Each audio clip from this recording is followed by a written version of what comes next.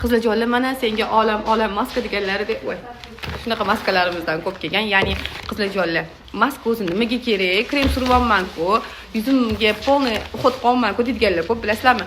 Yaxshi ovqatlanamiz, yaxshi yuramiz, to'g'rimi? Lekin haftada bir marta shirinligi tortib qoladi organizm, to'g'rimi? Xuddi shunaqa yuz ham haftada bir marta maska talab qilib qoladi. Maskani har xil ko'rinishi bor.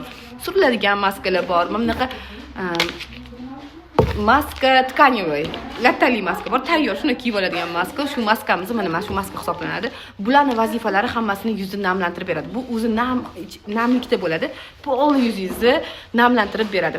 Namlantirganda mayda ajinlar, yuzingizni tiniqlashtirib berish, hamma narsalarni bittada qilib beradi. Qizlar, buni ishlatganda yuzingizga qo'yasizlar, 10-15 minutga olib tashlash kerak. Bu yuravermaysizlar, 15 minutga olib tashlash kerak. Idishga solib qo'yasiz, idishga solib olib qo'ymaysizlar.